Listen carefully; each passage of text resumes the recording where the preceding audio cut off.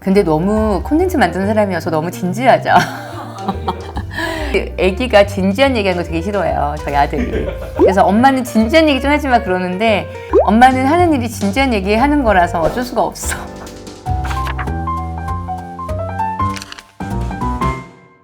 인물 임미지는 한국의 기자 출신 창업가로 전통 미디어에서 축적한 경험을 바탕으로 지식 공유 플랫폼을 창설했다. 창설이란 말이 맞긴 한데 좀 굉장히 거창한 것 같고 창설이라기보다는 시작했다? 제가 이제 신문 기자로 일을 하다가 10년 차가 넘어가면서 굉장히 자주 든 생각은 내가 하는 일들이 매일매일 도전적이고 새롭게 뭔가를 배우고 있다기보다는 작년에도 이렇게 비슷하게 일했던 것 같은데 크게 달라지고 있나? 그래서 그러면 10년 뒤에도 지금처럼 일을 하고 있지 않을까라는 게 좀 저한테는 두려운 일이었어요. 그래서 어떻게 하면 좀 새롭고 좀 어렵지만 재미있는 일을 할 수 있을까라고 생각을 하다가 좀 대형 기획을 하겠다고 손을 들고 이제 연중 기획을 하게 됐는데 그 기획의 제목이 미래직업 리포트였고 문득 미래의 일을 불안해하는 건 나뿐만이 아니라 모든 직장인들이 그렇구나. 그럼 이분들에게 미래의 일을 어떻게 해야 할지 좀 인사이트를 주는 서비스를 만들면 좋겠다라는 생각이 들어서 저희 신문사에 이런 서비스가 필요한 것 같아요 라고 했는데 너무 전격적으로 그럼 네가 만들어봐 라고 해주셨어요. 그래서 제가 갑자기 기자를 하다가 신사업팀을 맡아서 사업을 배우게 되고 그렇게 해서 제가 지식 콘텐츠 서비스 시장에 들어오게 된 겁니다. 콘텐츠 서비스를 사업으로 시작할 때는 그 코어에 콘텐츠적인 미션이 있는 게 굉장히 중요한 것 같아요.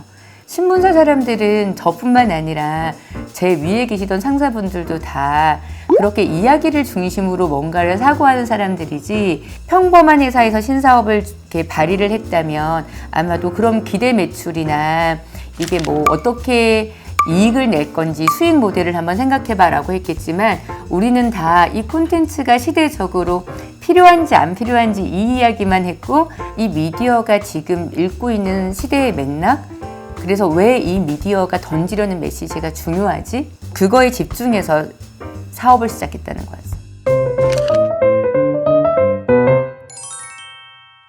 사업을 하기 위해서 사업을 했다기보다는 지식 콘텐츠가 많이 필요하다고 생각해서 사업을 한 거거든요. 우리가 생각하는 어떤 사회의 부족한 점이 뭐였냐면 사람들이 점점 더 책을 읽지 않잖아요. 그러면 사람들이 긴 글을 읽지 않는 지금의 상황을 굉장히 만족스럽게 생각한다면 아무 문제가 없겠지만 제가 느끼는 건 사람들이 다 나 책 좀 읽어야 되는데 라고 생각하는 것 같았거든요. 그러니까 나 책 좀 읽어야 되고 동영상이나 웹툰만 가지고는 만족스럽지 않은데 책은 너무 읽기 싫고 왠지 안 집게 돼. 그렇게 생각하는 것 같았거든요. 그리고 스마트폰을 닫을 때 나 오늘도 스마트폰 가지고 보람찬 시간 보냈어라고 생각하지 않고 나 오늘도 쓸데없는 거 보다가 시간 낭비했구나 라고 생각하는 사람이 너무 많다고 느꼈거든요. 그래서 저희가 하고 싶었던 건 사람들이 스마트폰을 닫을 때 나 너무 좋은 거 봤네? 라고 충만한 마음 그래서 나 성장했다라고 느끼는 느낌을 저희가 주고 싶었고 그러려면 스마트폰을 통해서 읽는 좋은 긴 글이 필요하다고 생각했어요. 사람들은 누구나 지식 콘텐츠를 읽고 싶어 하지만 눈앞에 다른 재미있는 것들이 있으면 최대한 미루고 싶어 한다. 마치 운동 코치가 너 지금 운동하기로 했잖아 라고 하는 것처럼 기분 좋은 강제성을 줘야 된다라는 게 저희 부대표님이 서비스 설계할 때 하셨던 생각이고 그럼 어떻게 기분 좋게 강제성을 주시라고 했을 때 매일 하나씩 읽기로 했잖아요. 오늘 안 읽으면 가져가 버릴 거예요. 라고 하면 사람들이 억지로라도 읽겠지? 라고 생각했던 게 그 24시간 구독제가 나오게 된 배경이에요. 저희가 회사를 소개할 때 늘 하는 말인데 저는 콘텐츠 서비스를 사람들이 이용했을 때 느끼는 만족도가 어디서 나오지? 라고 했을 때 굉장히 많은 콘텐츠 제작자들은 콘텐츠가 좋아야지 사람들이 만족한다고 생각해요. 그런데 제가 신사업을 해보니까 그렇지가 않더라고요. 콘텐츠는 굉장히 일부라는 걸 깨달았어요. 제가 그걸 어떻게 깨달았냐면 당시엔 저희가 컨퍼런스나 세미나 같은 오프라인 이벤트들을 많이 했거든요. 근데 콘텐츠가 좋으면 사람들이 만족한다 라고 생각한다면, 예를 들어서 우리가 컨퍼런스를 연 주제가 좋고 라인업이 좋아서 그날의 강연이 좋았다. 그럼 사람들이 다 10점 만점에 10점 줘야 되잖아요. 근데 그렇지 않아요. 7점 주고 6점 주는 거예요. 뭐가 불만이었어요? 그러면 의자가 불편했어요. 너무 더웠어요. 목이 마른데 물이 없었어요. 막 이런 얘기를 해요. 그러면 그게 뭐지? 라고 했을 때 경험까지 좋아야 되는 거잖아요. 또 하나는 이 컨퍼런스를 주최한 주최 측과 대화할 기회가 없었다. 연사와 충분한 질의응답을 할 시간이 없었다. 컨퍼런스에 참석한 다른 사람들하고 이야기할 기회가 없었다. 소통도 중요한 거예요. 저희가 생각했던 건 콘텐츠는 3분의 1 정도밖에 차지하지 않고 나머지 3분의 2는 경험과 소통에서 오는구나, 만족도가. 그래서 다음에 창업을 하면 콘텐츠와 경험과 소통, 이 세 가지가 다 좋은 서비스를 만들어야겠다라고 생각했었어요. 그래서 디자인이라는 건 경험의 일부잖아요. 예를 들면 디지털 서비스를 기준으로 경험이 뭐지? 라고 했을 땐 내가 롱블랙이라는 곳을 듣고 포털에서 롱블랙 쳤을 때 뭐가 먼저 나오지? 그걸 가지고 이 서비스에 들어왔을 때 어떤 것들을 보게 되지? 어떤 것들이 들리지? 이런 모든 것들이 경험이잖아요. 그것들이 우리가 주고 싶은 어떤 브랜드 경험에 일치되게 설계가 돼 있어야 된다고 생각하고, 저희도 굉장히 갈 길은 먼데 가급적이면 우리는 감각의 시대 미디어라고 정의를 하니까 감각적인 디자인을 보여야 된다. 그리고 각각의 요소들이 굉장히 재미있고 감각적으로 게이미피케이션적 요소를 줘야 된다라고 생각하면서 만들고 있긴 해요.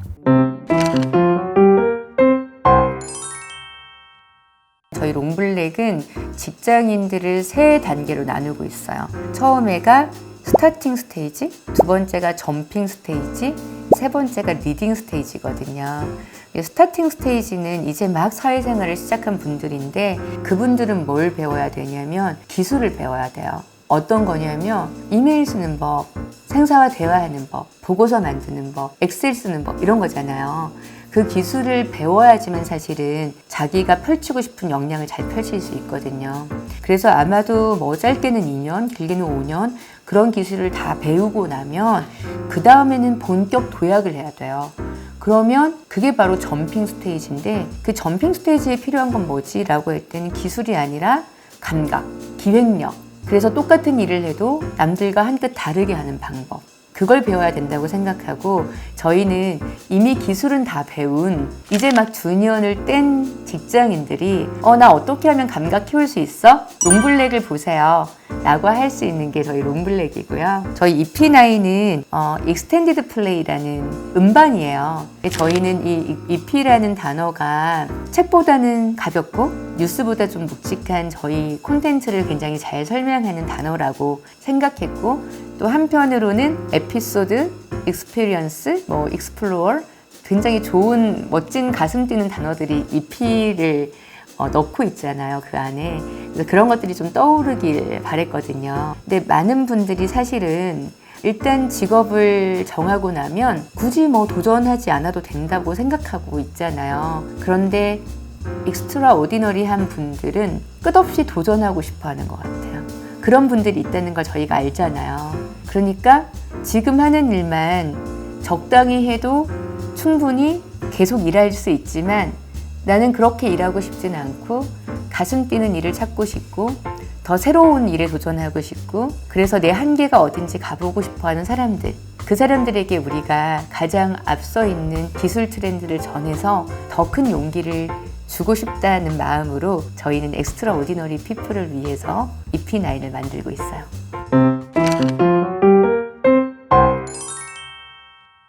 저는 동기라는 건 사실은 제가 부여할 수 있는 건 좀 한계가 있는 것 같아요. 동기는 사실은 내적인 동기부여가 가장 중요하다고 생각하고, 제가 할 수 있는 동기부여는 우리 회사가 하려고 하는 일이 뭔지를 사실 계속해서 명확하게 설명하는 거 말고는 없는 것 같아요. 때로는 내가 성장하지 못하고 있다고 느끼는 팀원들도 물론 있겠지만, 가급적이면 우리 회사를 성장시키기 위해서 하는 이 일이 너에게는 어떤 성장이 되고 있니? 라고 자주 물어보고 싶고 그게 굉장히 중요하다고 생각하고 있어요. 저희 회사가 지금은 25명이기 때문에 어떻게 보면 각 팀원들의 성장을 제가 다 챙길 수 있는 규모를 거의 한계에 다다랐다고 생각해요. 그랬을 때 각 리드들이 우리 팀원들의 성장을 챙기고 어떻게 하면 이 팀원들이 더 크게 성장할 수 있을지를 계속 이끌어주는 그런 환경을 만들어야 된다고 생각하고 있어요. 사람들은 누구나 죽으니까 사람들이 죽기 전에 누구나 의미를 남기고 싶어 하잖아요. 저 역시 내가 이 세상에 있었던 순간의 의미를 남기고 싶고 그게 커지기 위해서 성장하고 싶은 것 같아요. 내가 지금 하고 있는 일이 과연 내가 찾던 그 일인지를 고민하시고 그리고 불안해하신다는 걸 잘 알고 있고 저 역시 신문기자로 일할 때 늘 고민했었어. 이게 내가 가장 잘할 수 있는 일인지. 그래서 가끔 그런 분들께 드리는 말씀은 일단 하고 있는 일을 한번 끝까지 파고 들어보는 것도 답이다라는 말씀을 가끔 드리거든요. 저도 굉장히 많은 고민을 머리에 집어넣고 파고 들었었는데 그러다 보니까 생각하지도 못했던 기회들이 찾아온다는 걸 느꼈거든요. 너무 많이 두리번 탐색을 하기보다 지금 내가 하고 있는 일을 끝까지 파고들어서 이게 어디까지 가는지를 보는 게 오히려 가장 빠른 지름길일 수도 있다라는 걸 저는 가끔 말씀드리고 싶어요. 정말로 열심히 만들고 있는 롱블랙과 EP9이 감각을 키우고 싶어하는 분들 그리고 도전을 꿈꾸는 분들께는 정말로 좋은 매일매일의 영양제가 될 거라고 생각해요. 많은 구독을 부탁드립니다. 인물도감도 구독해주세요. 감사합니다.